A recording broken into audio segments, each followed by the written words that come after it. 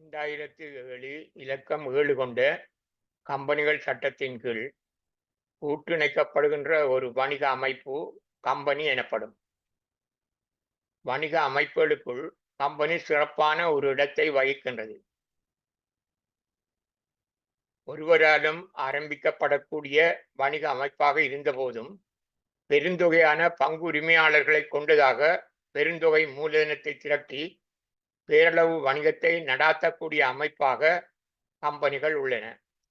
சட்டத்தினால் தனி மனித அந்தஸ்து கிடைத்தல், வரையறுத்த பொறுப்புடன் நடாத்தப்படக்கூடியதாக இருத்தல், சிறப்பான முகாமையாளர்களால் இயக்குனர் சபையால் நடாத்தப்படுதல், சட்டத்தினாலும் பங்குரிமையாளர்களின் வாக்குரிமையினாலும் கட்டுப்படுத்தப்படுதல் என்பன காரணமாக கம்பெனிகள் நீண்ட காலம் நிலைத்து நடாத்தப்படுகின்றன.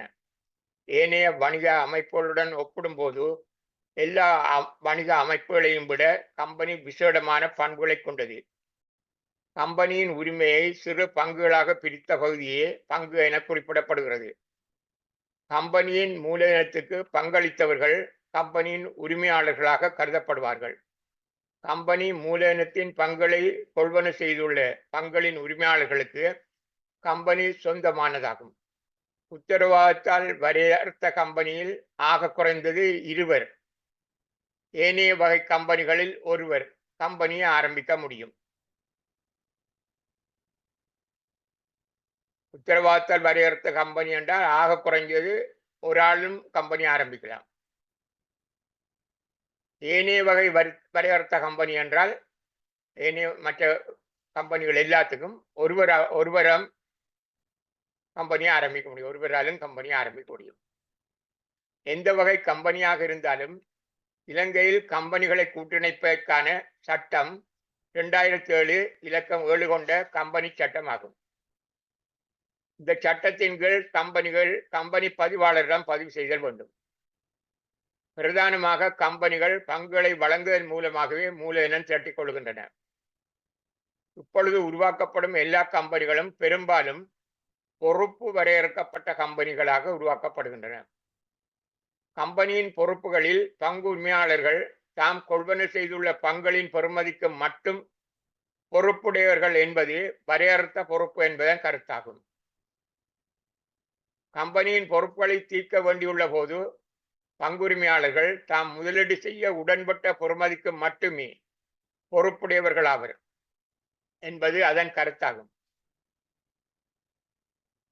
பங்குரிமையாளர்கள் தாம் கொள்வன செய்த பங்களுக்கு இதுவரை செலுத்தியுள்ள பணமும் இன்னும் அழைக்கப்படாதுள்ள பணமும் சேர்ந்த தொகை அளவுக்கு மட்டுமே பங்குரிமையாளர்களது பொறுப்பு வரையறுக்கப்படும். இதுவே பொறுப்பு வரையறுக்கப்பட்டது என்பதை கருத்தாகும். இதனால் பொதுமக்கள் அச்சமின்றி கம்பெனி பங்குகளில் முதலீடு செய்ய தூண்டப்படுவதால் கம்பெனிகள் உருவாகி பெருந்தொகை மூலதனத்தை சேர்த்து பேரளவு வணிகங்களை ஆரம்பிக்க முடிகிறது. பங்குரிமையாளர்களுடைய மரணம், சித்த சுயாதீனமற்றவராதல், முறிவடைதல் போன்ற காரணங்களால் கம்பெனி தொடர்ந்து இயங்குவதற்கு தடை ஏற்பட மாட்டாது. கம்பெனிகள் சட்டத்தின் கண் தனி மனிதனாக கருதப்படுகின்றன. பங்குரிமையாளர்களிலிருந்து வேறுபட்ட அலகாக கம்பெனி கருதப்படுவதால் கம்பெனிகள் நீடிய காலம் நிலைத்து தொழில்பட முடிகின்றது. பங்குரிமையாளர்களுக்கு ஏற்படும் நோய், இறப்பு, முறிவு போன்ற பாதிப்புகள் கம்பெனியை பாதிப்பதில்லை. கம்பெனி நிலைத்து நின்று தொழில்படும்.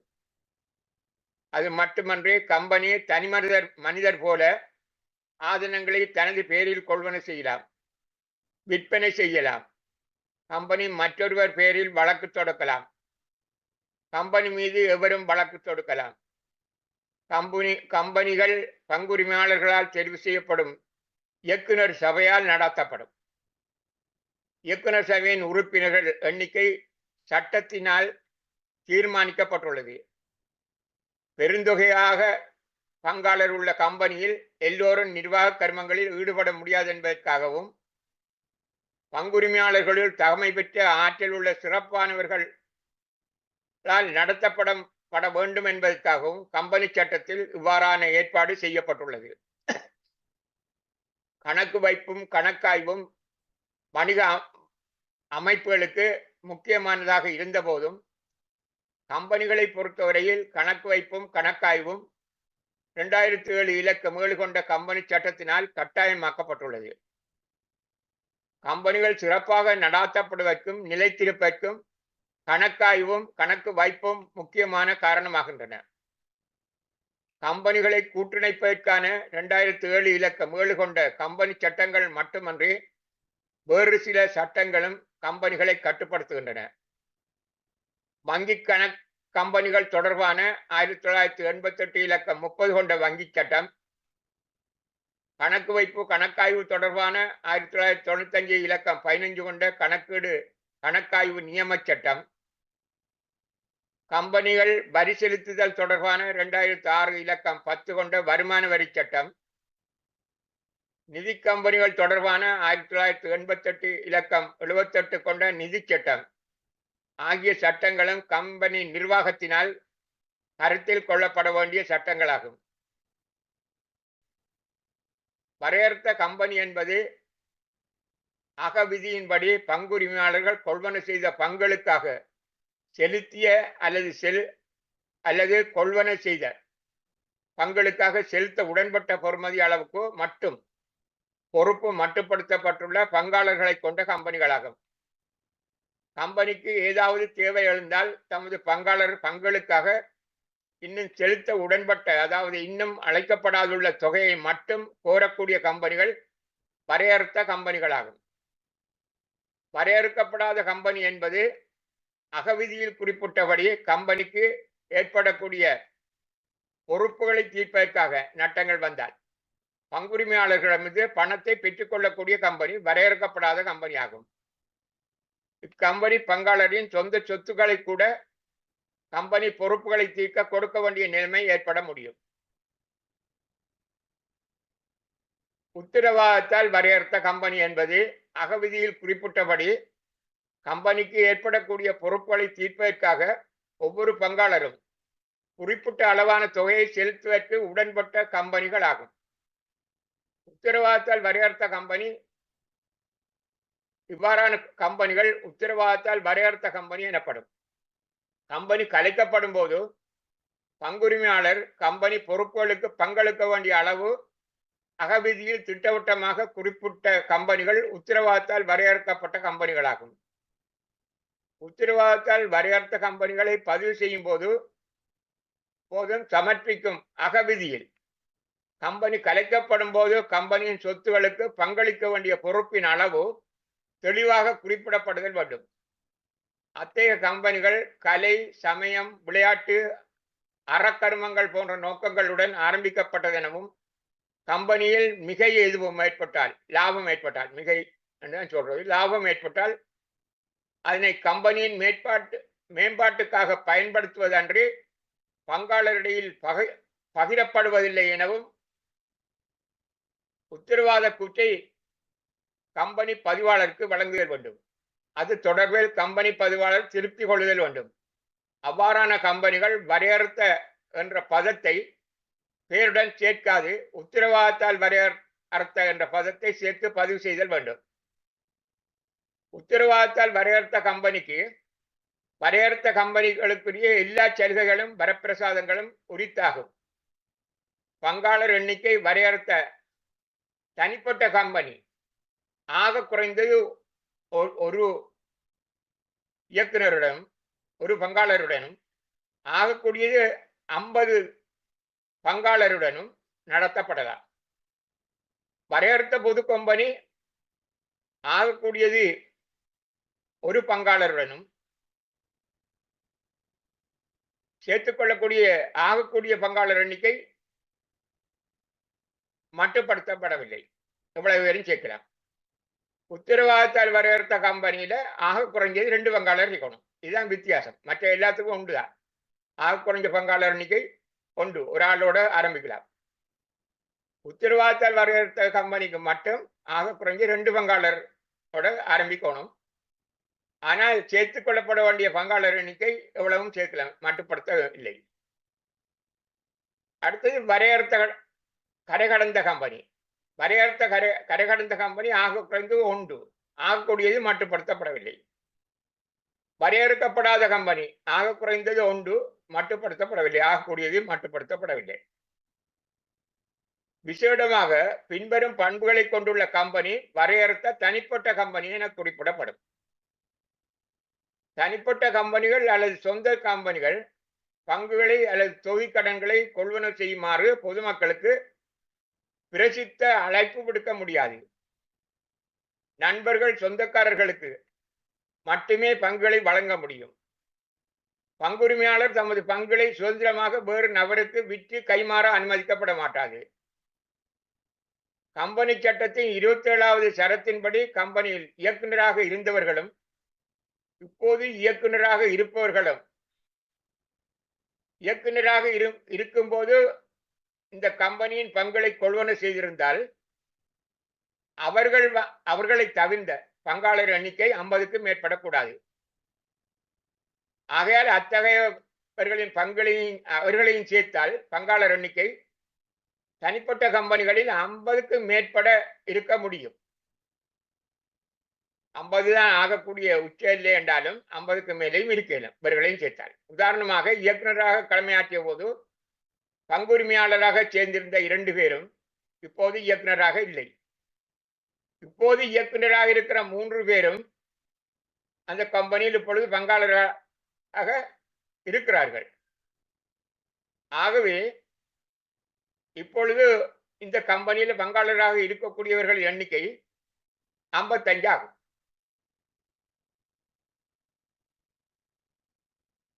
என்றால் இந்த 5 பேரையும் தவிர இந்த பங்காளர் இயக்குநராக இருந்து பங்கு வாங்கின அந்த 5 பேரையும் தவிர மற்ற இன்னும் 50 பேரை சேர்க்கலாம். ஆகவே 55 பேர் இந்த கம்பெனியில பங்காளராக, தனிப்பட்ட கம்பெனியில பங்காளராக இருக்க முடியும். வரையறுத்த தனிப்பட்ட கம்பெனிகள் பங்குரிமையாளர்களின் எழுத்து மூலமான உடன்பாட்டுடன் சுதந்திரமாக பின்வரும் தீர்மானங்களை மேற்கொள்ள முடியும். எல்லா பங்காளரும் சேர்த்து எழுத்துல கொடுத்தால் 2007 இலக்க 7 கொண்ட கம்பெனி சட்டத்தின் 31 ஆவண சரத்து காட்டப்பட்டுள்ளபடி பங்குகளை மீட்டல், ஒரு பங்காளரை காசை கொடுத்து அவரை நீக்கிறது. பங்குகளை விநியோகித்தல், வேறொரு இன்னொரு ஆளை சேர்க்கிறது, 50க்குள்ள வேறொரு பேரை சேர்க்கிறது. கம்பெனி பங்குகளை கொள்வனவு செய்தல், வேறொரு கம்பெனியில பங்குகளை வாங்கி கொள்ளுதல். இயக்குனர் ஊதியத்தை நிச்சயித்தல், இயக்குனரை தெரிவு செய்தால் 2 இயக்குனரை தெரிவு செய்தால் அந்த 2 இயக்குனருக்கும் சம்பளம் எவ்வளவு கொடுக்கின்ற தீர்மானிக்கிறது. இயக்குநர்களுக்கு கடன் கொடுத்தல், இயக்குநர்கள் கடன் கேட்டால் கடன் கொடுக்கிறது இந்த பங்காளர் எழுத்து மூலமான அனுமதியுடன் கடன் கொடுக்கலாம். அடுத்தாக வெளிநாடொன்றின் சட்டத்தின்படி கூட்டிணைக்கப்பட்ட நிறுவனம், வெளிநாட்டில் உருவாக்கப்பட்ட கம்பெனி, கூட்டிணைக்கப்பட்ட கம்பெனி இலங்கையில் கம்பெனியாக பதிவு செய்யப்பட்ட, இலங்கையில கம்பெனி சட்டத்துக்களை 2007 இலக்கம் 7 கொண்ட கம்பெனி சட்டத்துக்களை பதிவு செய்யப்பட்டு இலங்கையில தொழில் புரியல, ஆனால் வெளிநாட்டில் தொழில் புரிகிற இலங்கையில பதிவு செய்யப்பட்டிருக்கு. இலங்கைக்கு வெளியே வணிக கர்மங்களை நடாத்த நாட்டின் பொருளாதார நலன் கருதி கம்பெனி பதிவாளரால் அனுமதிக்கப்பட்ட கம்பெனிகள் கரை கடந்த கம்பெனிகள் என குறிப்பிடப்படும். இலங்கையில தொழில் செய்ய, இலங்கையில இங்க ஒன்றும் செய்யலாது, ஆனால் பதிவு மட்டும் செய்திருக்கும் வெளிநாட்டு கம்பெனி, வெளிநாட்டில் வெளிநாடுகளில் அதனுடைய நிலையங்களை, தொழில் நிலையங்களை நிறுவி தொழில் புரியலாம். இலங்கையில இல்லை. அந்த கம்பெனிகளை சொல்றது கரை கடந்த கம்பெனி. ஆகவே இலங்கையில் கம்பெனி சட்டங்கள் பதிவு செய்யப்பட்டு இலங்கைக்கு வெளியே வணிக கர்மங்களை நடத்துகின்ற கம்பெனிகள் கரை கடந்த கம்பெனிகள் என சொல்லப்படும். இலங்கையில பதிவு செய்யப்பட்டிருக்கு, இலங்கையில வணிக கர்மம் செய்யறல, வெளிநாட்டில் தான் வணிக கர்மங்கள் நடத்துகின்றால் அது கரை கடந்த கம்பெனி. ஆனால் அப்படி வெளிநாட்டில் பதிவு செய்யப்பட்ட ஒரு கம்பெனி, வெளிநாட்டு கம்பெனி, அவ்வாறான வெளிநாட்டு கம்பெனி இலங்கைக்குள் வணிக கர்மங்களை ஆற்றவும் அனுமதிக்கப்படுகிறது. வெளிநாடுகளிலையும் வணிக கர்மங்களை செய்யலாம், தொழிற்சாலைகளை நிறுவலாம், வியாபார நிலையங்கள் இருக்கலாம், வெளிநாட்டிலையும் செய்யலாம், உள்நாட்டிலையும் இலங்கையிலையும் செய்யலாம். அப்படி அனுமதிக்கப்படுகிறது. வெளிநாட்டு கம்பெனிக்கு அனுமதி இருக்கு. அவ்வாறு உள்நாட்டில் வணிக கர்மங்களை ஆற்றும் கம்பெனிகளை வெளிநாட்டு கம்பெனிகள் சொல்றது. இலங்கையில் உருவாக்கப்பட்ட கம்பெனி இல்லை, இது வெளிநாட்டில் உருவாக்கப்பட்டது, இலங்கையில் பதிவு செய்யப்பட்டது. அந்த கம்பெனிகள் இலங்கையில வணிக கர்மங்களை ஆற்றும், வெளிநாட்டிலையும் வணிக கர்மங்களை ஆற்றும் என்றால் அது வெளிநாட்டு கம்பெனிகள் சொல்றது. அப்போ இந்த மாதிரி கம்பெனிகளை வகைப்படுத்தலாம்.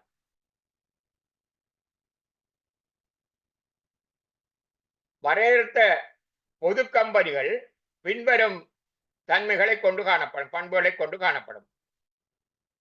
விசேடமான பண்புகளை கொண்ட பின்வரும் கம்பெனிகள் தான், பின்வரும் விசேடமான பண்புகளை கொண்ட கம்பெனி தான் பொது கம்பெனிகள் சொல்றோம். பொது அந்த கம்பெனி பேரோட பொது கம்பெனிகள் என்று பதிவு போடலாம். போடக்கூடிய கம்பெனிகள் பொது கம்பெனிகள். அந்த கம்பெனிகள் வரையறுத்த பொது கம்பெனிகளை பின்வருமாறு குறிப்பிடலாம். அதனுடைய என்னென்ன செய்ய முடியுது. பங்குகளையும் தொகுதி கடன்களையும் கொள்வனவு செய்யுமாறு பொதுமக்களுக்கு பகிரங்க அழைப்பு விடக்கூடிய கம்பெனி. கடன் பத்திரங்களையும் விற்கலாம் பொதுமக்களுக்கு பகிரங்கமாக. பங்குகளையும் மூலதன பங்குகளையும் விற்கலாம். விற்கக்கூடிய கம்பெனிகளை பொது கம்பெனிகள் சொல்றோம். வரையறுத்த பொது கம்பெனி. தமது பங்குகளை பங்குரிமையாளர்கள் சுதந்திரமாக வேறு நபர்களுக்கு கைமாறலாம். ஒரு 500 பங்குகளை வாங்கியிருந்தாருன்னா அந்த பங்கை வேறு அவருக்கு காசு பண்ணா வேறு ஆக்களுக்கு வித்து போட்டு அந்த பங்களுக்கு காசு வாங்கி எடுக்கலாம், அவருக்கு சொந்த வாங்கி போட்டு. உச்சமான பங்காளர் எண்ணிக்கை மட்டுப்பாடு இல்லை, அது சொல்லிட்டோம் நாங்க. ஒரு பங்காளரும் இருக்கலாம் பொது கம்பெனியில. உச்சமான எண்ணிக்கை இவ்வளவு வரையும் சேர்க்கலாம். ஆக குறைந்த இயக்குனர் எண்ணிக்கை 2. ஆக குறைய 2 குறையலாது. 2 இயக்குனர் இருக்கணும் பொது கம்பெனியில. இருக்க வேண்டிய கம்பெனிகள் இவ்வாறான வரையறுத்த பொது கம்பெனிகள் தமது பங்களின் பரிமாற்றத்துக்காக பங்கு சந்தையில் பெயரை பதிவு செய்யப்படுமானார். பொது கம்பெனிகள் 2 வகைப்படுத்தலாம். ஒரு வகை என்னென்று கேட்டால்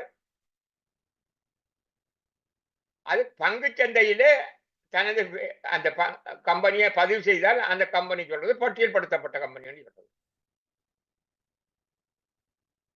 வரையறுத்த பொது கம்பெனிகள் பட்டியல்படுத்தப்பட்ட கம்பெனிகள் என குறிப்பிடப்படும்.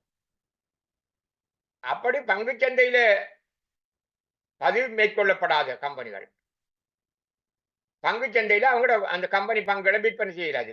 பங்கு சந்தையில விற்பனை செய்யலாது. அப்படி பங்கு சந்தையில விற்பனை செய்ய கூடாத வரையறுத்த கம்பெனிகள் இருக்கின்றன. அவை அவங்களோட பேர்ல பொது என்ற சொல்ல போட இயலாது. வரையறுத்த கம்பெனி என்று போடலாம். வரையறுத்த கம்பெனிகள் என்று கம்பெனியில பேரை எழுதலாம். வரையறுத்த என்ற சொல்ல எழுதலாம். வரையறுத்த பொது கம்பெனி என்று எழுதலாது. சொந்த கம்பெனி என்றால் அவங்களோட பேரோட வரையறுத்த சொந்த கம்பெனி என்று எழுதணும். அந்த கம்பெனியோட பேரோட சொந்த கம்பெனி. இப்போ உதாரணமா இஸ்மாயில் வரையறுத்த சொந்த கம்பெனி என்று எழுதலாம். அதை வரையறுத்த சொந்த கம்பெனி இஸ்மாயில் கம்பெனி என்று எழுதலாம்.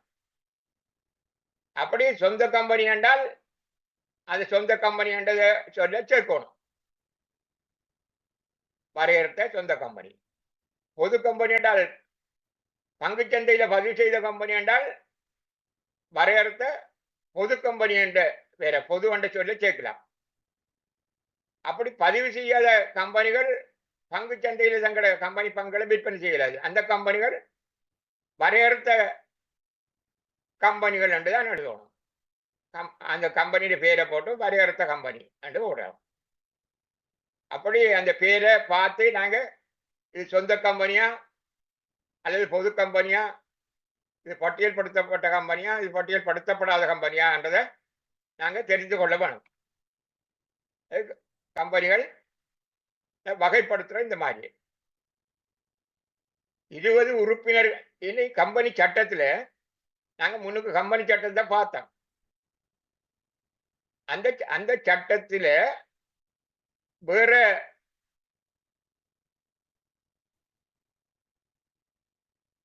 கம்பெனி சட்டத்துல 2007 இலக்கம் 7 கொண்ட கம்பெனி சட்டத்துல பங்குடைமை சம்பந்தமாகவும் குறிப்பிடப்பட்டிருக்கு. வரையறை குறிக்கப்பட்டிருக்கு. 20 உறுப்பினருக்கு மேல் உள்ள வணிகம் பங்குடைமையாக நடத்தப்படக்கூடாது. பங்குடைமையை பற்றிய வரையறையும் அந்த கம்பெனி சட்டத்தில் குறிக்கப்பட்டிருக்கு. 2007 இலக்கம் 7 கொண்ட கம்பெனி சட்டத்தில் 20 உறுப்பினருக்கு மேல பங்குடைமையில இருந்தா அது பங்குடைமை இல்லை, அது கம்பெனியாகத்தான் இருக்கும். பதியணும், கம்பெனி சட்டத்துக்களை பதியணும். 20 உறுப்பினருக்கு அதிகமானவர்களுடன் நடத்தப்படுகிற லாப நோக்க மற்ற வணிகங்கள் நடத்தப்படலாம். அப்படி நடத்தப்பட்டால் அது பங்குடைமையாக கருதப்படாது, அது கம்பெனியாகத்தான் கருதப்படும். ஆனால் இந்த உயர்தொழில் வகுப்பினரான வழக்கறிஞர்கள், கணக்காளர்கள், உத்தரவு பெற்ற பங்கு பரிமாற்றத்தில் ஈடுபடுவோர், குறித்த கர்மத்தை நிறைவேற்றுவதற்காக அனுமதிக்கப்பட்டவர்கள் நடாத்துகின்ற பங்குடைமை இருக்குது. அக்கௌண்டன்ட் மாற பங்குடைமை இருக்கு, ப்ரொக்டர் மாற பங்குடைமை இருக்கு. அந்த பங்குடைமை எல்லாம் 20 பேருக்கு மேலேயும் இருக்கிறார். சாதாரணமா மற்ற பங்குடைமைகளுக்கு 20க்கு மேலே இருக்க இயலாது. ஆனால் இந்த உயர்தொழில் வகுப்பினர் பங்குடைமைகள் 20 பேருக்கு மேலேயும் அந்த பங்குடைமையில இருக்கலாம். சட்டத்தில் அதுல எந்த பாதிப்பும் ஏற்பட மாட்டாது, தடை இல்லை. கம்பெனிகள் தமது ஆரம்ப பங்கு மூலதனத்தை பங்குகளை வழங்கியே திரட்டிக் கொள்கின்றன. வரையறுத்த தனிப்பட்ட கம்பெனிகள் பொதுமக்களுக்கு பிரசித்த அழைப்பு விடுக்காது பங்கு மூலதனத்தை திரட்டிக் கொள்ள முடியும். தனிப்பட்ட கம்பெனிகள் பொதுமக்களுக்கு பங்குகளை விட்டு பணம் பெற முடியாது. சொந்தக்காரர்களே நண்பர்களையும் தான் மூலதனத்தை திரட்டிக் கொள்ள முடியும். ஏனைய கம்பெனிகள் பங்கு கொள்வன செய்யுமாறு பகிரங்க அழைப்பு விடுத்து மூலதனத்தை திரட்டிக் கொள்ள முடியாது. கம்பெனியின் உரிமையை சிறு பகுதிகளாக பிரித்த பகுதியே பங்கு என குறிப்பிடப்படுகிறது. அப்பங்குகள் கம்பெனிகளின் அசையின் சொத்தாகும். அசையின் சொத்து என்றால் ஒரு கார் இருக்கின்றால் கார் ஒரு அசையின் சொத்து. அப்ப நிலம் என்றால் ஒரு அசையாத சொத்து. ஆனால் இந்த பங்கு வாங்கி இருந்தால் பங்கு பத்திரம் யாரோட கையில் இருக்குதோ அவருடைய சொத்து. அவர் இன்னொருவருக்கு வித்தாண்டா அவருடைய சொத்து அது. ஆகவே பங்கு பத்திரமும் ஒரு வாகனம் போல ஒரு அசைகிற சொத்தாகும். கம்பெனி பொதுக்கூட்ட தீர்மானங்களை நிறைவேற்றும் போது ஒவ்வொரு பங்கு தொடர்பிலும் ஒரு வாக்குரிமை இருக்கும். பொது கம்பெனியில ஒருவர் 500 பங்கு வச்சிருந்தார் என்றால் அவருக்கு 500 போட் போடுறதுக்கு உரிமை இருக்கு. ஒரு பங்கு வச்சிருக்கிறவர் ஒரு போட் தான் போடலாம். 10 பங்கு வச்சிருக்கிறவர் 10 போட் போடலாம். அப்போ ஒவ்வொரு பங்கு தொடர்பிலும் ஒரு வாக்குரிமை உண்டு. கம்பெனி பங்கு லாபம் வழங்கும் போது சமமான பங்குகள் சமமான பங்கு லாபத்தை பெறும்.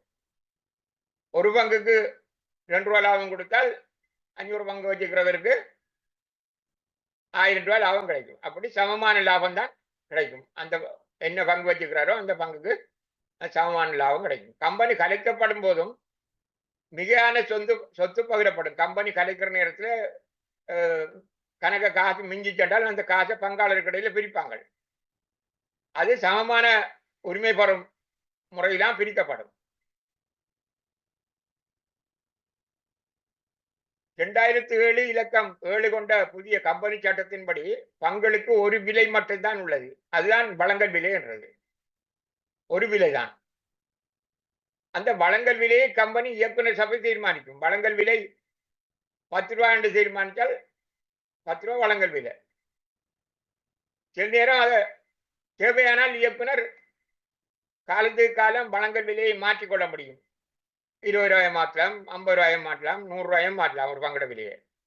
அது காலத்துக்கு காலம் இயக்குனர் சபை அதை அந்த காலத்துக்கு காலம் அந்த தீர்மானத்தை நிறைவேற்றி அப்படி மாற்றிக்கொள்ளலாம். கம்பெனி சட்டத்தின் 56வது சட்டத்தின்படி கம்பெனி வழங்கியுள்ள பங்களுக்காக பங்குகளின் வழங்கல் விலையில் இதுவரை பெற்றதும் இன்னும் பெற வேண்டியதுமான பணங்களின் கூட்டுத்தொகை கூறப்பட்ட மூலதனம் ஆகும். அதுதான் நாங்க முதலும் பார்த்தோம். கூறப்பட்ட மூலதனம் சொல்றது அதாவது வழங்கல் விலை. பங்கு வழங்கின விலை 20 ரூபா வைப்போமே, நாங்கள் முதல் 10 ஆண்டு 20 ரூபா 20,000 எடுத்தால் அதில் 15 ரூபா அழைச்சிருக்கு, இன்னும் 5 ரூபா அழைக்கல் என்றால் அந்த 15 ரூபாயும் தான் கூறப்பட்ட மூலதனம். 15 ரூபாண்டால் 10,000 பங்கு வழங்கி இருந்தால், மொத்தமாக 10,000 பங்கு வழங்கி இருந்தால் 10,000 தர 15 1,50,000 கூறப்பட்ட மூலதனம் ஆகும். அது ரெண்டே உள்ளடக்கும். ஒன்று அந்த அழைக்கும் சில நேரம் சில பங்குகளுக்கு பணம் வராமல் இருக்கும், அந்த பணத்தையும் சேர்த்துத்தான் எடுக்கணும். அதையும் சேர்த்து வர்றதுதான் கூறப்பட்ட மூலதனமாகும். அழைச்சதுல கிடைச்சதும் கிடைக்காத ரெண்டு தொகையும் கூட்டுறது. ஆனா அழைக்காதது கூறப்பட்ட மூலதனத்துக்குள் சேர்க்கப்பட மாட்டாது. கம்பெனி வழங்கிய பங்குகள் தொடர்பாக வழங்கல் விலை ரூபாய் 10 ஆகவும் வழங்கிய பங்குகளின் எண்ணிக்கை 50,000 ஆகவும் இதுவரை அழைத்த பெறுமதி வழங்கல் விலை ரூபாய் 6 இருந்தால் ரூபாய் 2,50,000 இருந்தால் 6 கிடைத்த காசு, அதாவது இதுவரை கிடைத்த காசு 2,50,000 இருந்தால் கூறப்பட்ட மூலதனம் இதுவரை அழைத்ததில் கிடைத்த ரூபாய் 2,50,000 இன்னும் அழைத்ததில் இன்னும் கிடைக்க இருப்பது 50,000 ரெண்டையும் கூட்டினான் 25 2,50,000 50,000 அது கிடைச்சது, இது கிடைக்க வேண்டிய 50,000 ரெண்டையும் கூட்டினால் வாரது 3 லட்சம். 3 லட்சம் கூறப்பட்ட மூலதனமாகும். பங்குகளின் வழங்கல் விலையில் இதுவரை அழைக்கப்பட்டவை தொடர்பாக கிடைத்திருப்பதும் கிடைக்கவிருப்பதுமான பணங்களின் கூட்டுத்தொகை ரூபாய் 3 லட்சம் ஆகும். இத்தொகை கூறப்பட்ட மூலதனம் என குறிப்பிடப்படும். அந்த 3 லட்சத்தை எப்படி பார்க்கிறோம் என்றால் இந்த மாதிரியே பார்க்கலாம். வழங்கின பங்கு 50,000, ஒரு பங்குக்கு அழைச்சது 6 ரூபாய், 50 தர 6 3 லட்சம். அப்ப அந்த 3 லட்சத்துக்குள்ள ரெண்டும் இருக்கு, அழைச்சி கிடைச்ச காசும் கிடைக்காத காசும்.